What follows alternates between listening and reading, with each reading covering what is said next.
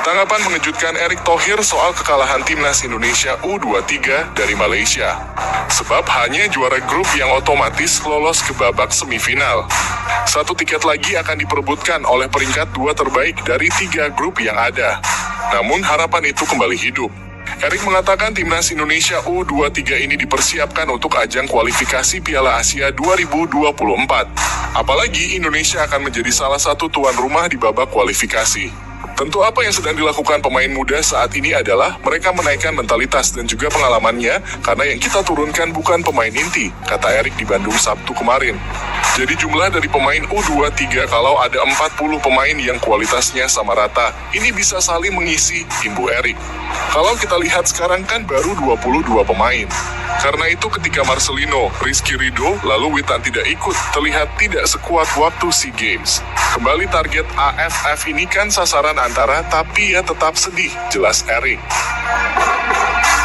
Begini cara Erick Thohir beri semangat kepada timnas Indonesia U23 untuk hadapi Timor Leste. Erick Thohir meminta timnas Indonesia U23 untuk tidak menganggap enteng tim Timor Leste.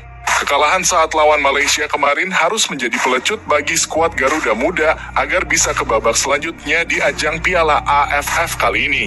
Bola itu bulat, kita tidak bisa menganggap remeh, sama seperti tim senior kita dapat kocokan bagus bulan Oktober lawan Brunei, di atas kertas menang, jelas Erick Thohir. Tapi kembali kita harus tetap waspada, jadi jangan pernah menganggap remeh tim lawan, lanjut Erick Thohir. Sesuai dengan paparan dari pelatih Shin Tae-yong, timnas Indonesia U23 ini memang sedang dipersiapkan untuk AFC U23. Sebab Indonesia ditunjuk sebagai tuan rumah dengan melawan Cina, Taipei, dan Turkmenistan. Karena itu apa yang sedang dilakukan pemain muda di AFF saat ini adalah untuk menaikkan daripada mentalitas dan pengalamannya. Sebab yang diturunkan bukan pemain inti. Timnas Thailand dan Vietnam bantu timnas Indonesia U23 lolos ke semifinal Piala AFF. Ada beberapa syarat yang perlu melatar belakangi kelolosan Garuda Muda, dan itu ada hubungannya dengan Thailand dan Vietnam. Timnas U23 Indonesia memerlukan bantuan dari Thailand dan Vietnam di matchday terakhir untuk memuluskan jalur lolos mereka. Baik Thailand dan Vietnam sama-sama perlu melahap habis kemenangan di laga fase grup untuk membantu Indonesia. Lawan Thailand di pertandingan terakhir grup A adalah Kamboja. Jika mereka mampu meraih kemenangan, maka Indonesia secara otomatis akan finish di atas Kamboja dalam tabel runner-up terbaik di akhir fase grup nanti. Di sisi lain, Vietnam belum memulai langkahnya di Piala AFF U23 sejauh ini. Lawan pertama mereka adalah Laos pada Minggu sore ini, dan kemudian Filipina pada 2 hari kemudian. Seharusnya Vietnam tidak memiliki kesulitan berarti untuk meraih kemenangan atas 2 tim tersebut. Timnas Indonesia U23 mesti menunggu hasil tim lain untuk kepastian ke semifinal Piala AFF. Hanya 3 juara grup dan 1 runner-up terbaik yang berhak untuk melaju ke 4 besar Piala AFF U23. Untuk sementara, Timnas Indonesia U23 tidak masuk 2 kriteria itu. Dalam pemeringkatan runner-up terbaik, Timnas Indonesia U23 menjadi yang terendah. Sementara Timnas Filipina memimpin dengan 1 poin dari 1 partai, disusul Timnas Kamboja lewat perolehan yang sama. Timnas Indonesia U23 akan menjalani laga hidup dan mati ketika melawan Timnas Timor Leste dalam partai terakhir grup B. Kami harus memprioritaskan hasil melawan Timor Leste. Kami mesti bekerja secara maksimal biar bisa membawa hasil yang terbaik, ujar pelatih Shin Tae-yong. Setelah itu kami harus melihat hasil pertandingan dari grup lain. Jadi, walaupun kami bekerja maksimal, kami tidak bisa menentukan masuk semifinal atau tidak, jelasnya. Media Malaysia soroti ucapan Kapten Bagas Kaffa yang sebut Malaysia sebagai tim kuat.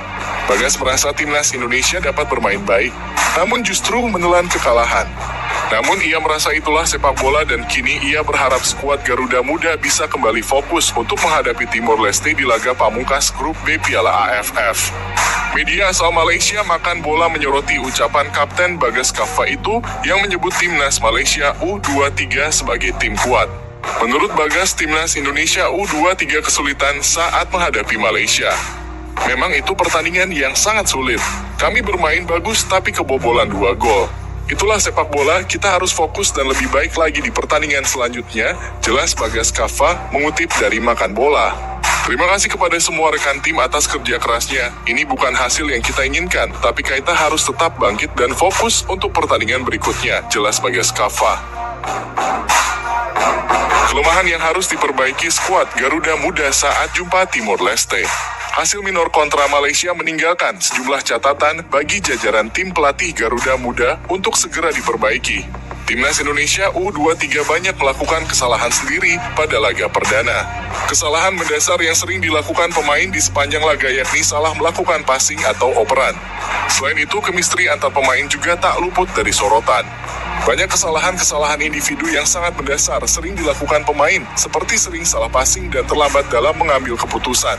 Chemistry juga belum terjalin dengan bagus sehingga terkesan bermain sendiri-sendiri, papar pelatih PSIM Erwan Hendarwanto.